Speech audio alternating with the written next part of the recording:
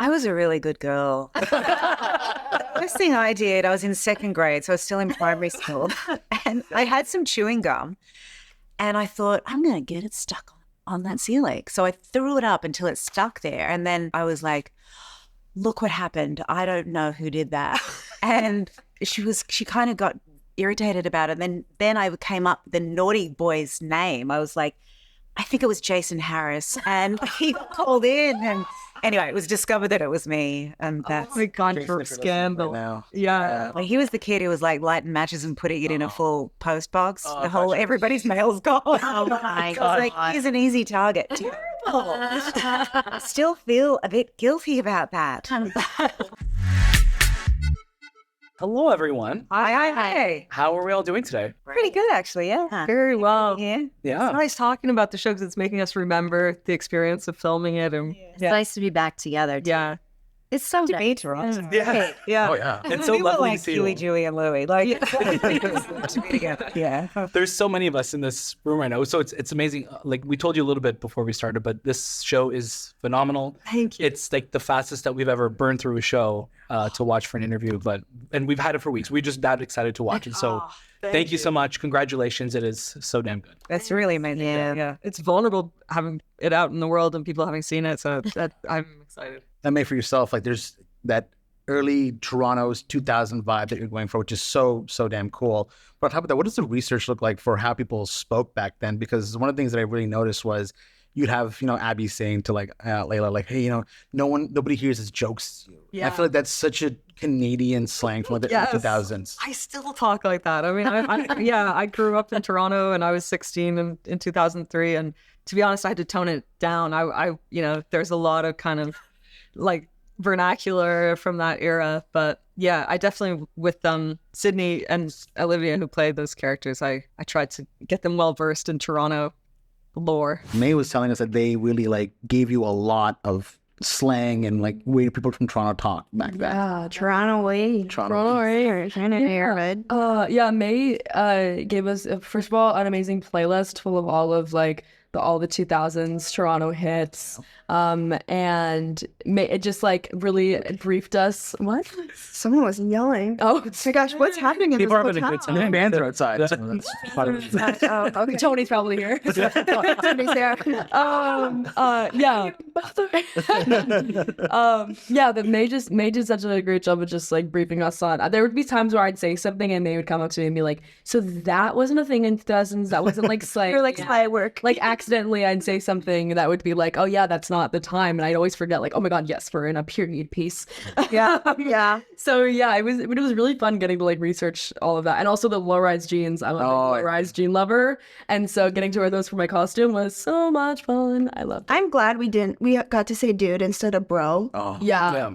Dude is, it's okay. Yeah, Dude, sure. so much better, right? Yeah. Bro seems like bruh. I say dude to my wife all the time and she's like, stop. Yes. She's like, stop. yes. Yeah, it's a lot of Please that. stop. You're very intimidating in the show. You can be a little scary, but you have also a lovely singing voice. So it's so interesting to see the juxtaposition of like, you're so intimidating, but you also have like this really lighthearted side. So what was it like kind of balancing both sides of Evelyn? I think that's where the juice is. That the fact that she's so complex and so many opposing kind of aspects to her is what made it such a great character. And I think all the characters are really whole, like complete people who are discovering themselves and opening up. And I found her intimidating at first. I was like, how am I going to do this? Why did they come to me?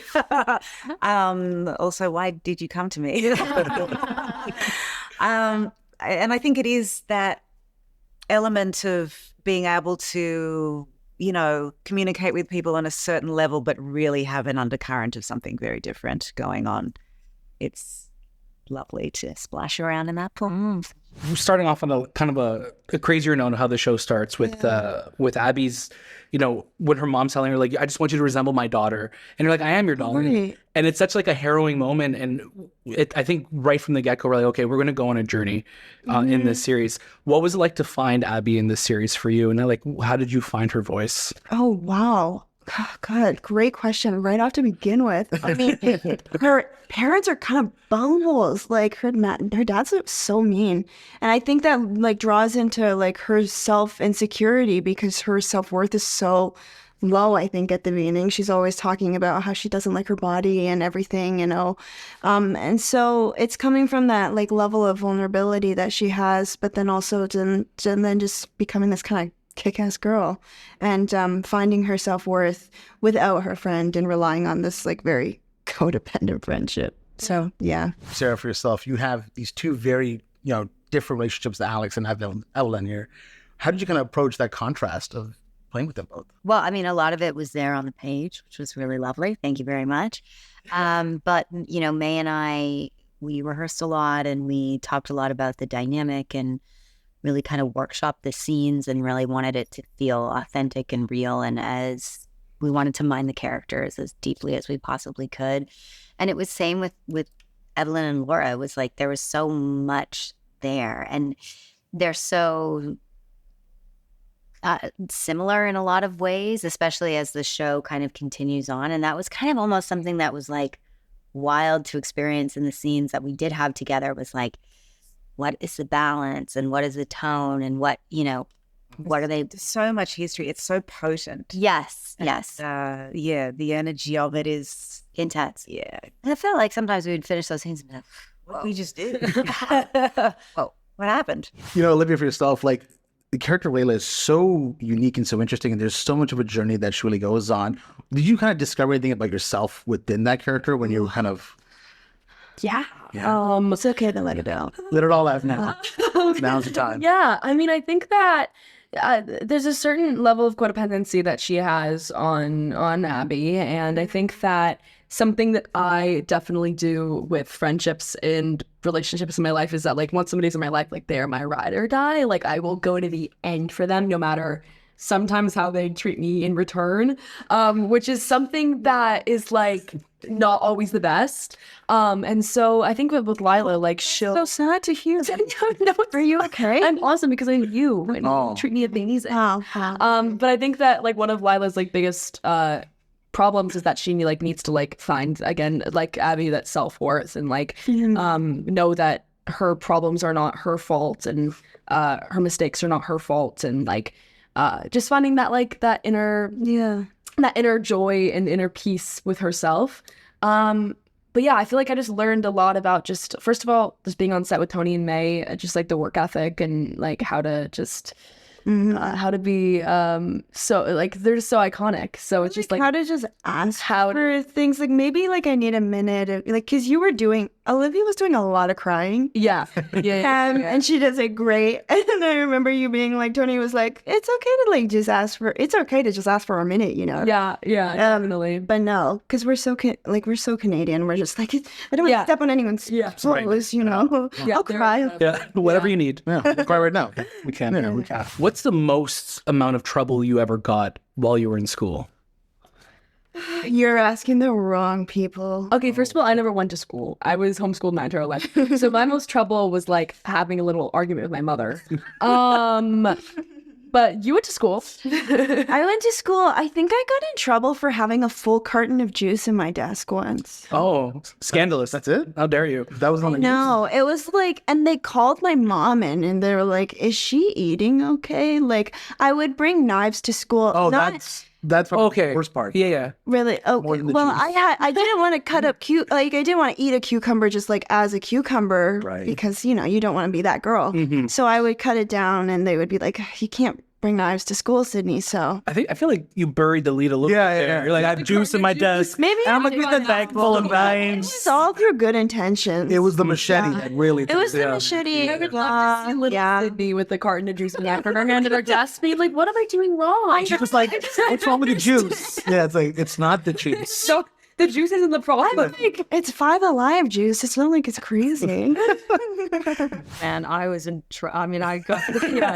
I dropped out of school and got kicked out of my house and was just running around Toronto. So yeah, I think around the time I dropped out, I was called into the principal's office and they laid out a plan for me to get back academically to find a way to pass the year. And it was and I was like, I can't tonight. It's not me. Yeah. So I dropped out, but that was probably the moment. Yeah. I smoked a little weed in high school, and sometimes I went to class high. And one time I went to an alternative school, which was pretty cool. The teachers were like on a first name basis. We were on a first name basis with them. And I think one time my teacher was like, I know you're high. And just like called me out on it. And did your stomach And just... I wanted to just like shrink it Yeah. and disappear. And I didn't go to class high after that. Yeah. So, I was a really good girl. First thing I did, I was in second grade, so I was still in primary school, and I had some chewing gum, and I thought, I'm going to get it stuck on that ceiling. So I threw it up until it stuck there, and then the teacher was actually the head of primary school, and I was like, look what happened. I don't know who did that. And she kind of got irritated about it. Then I came up the naughty boy's name. I was like, I think it was Jason Harris, and he called in, and anyway, it was discovered that it was me, and that's. Oh my God, for scandal. Now. Yeah. Like, he was the kid who was like lighting matches and putting it in a full post box. The whole everybody's mail's gone. Oh my God! Like, he's an easy target. Terrible. I still feel a bit guilty about that. Thank you for sharing that. Yeah, and thank you so much for sharing your time with us as well. Again, we absolutely loved the show. Can't wait for it to come out. Tony, I just wanted to say that my wife and I, our second date was going to see Hereditary, And you're still together.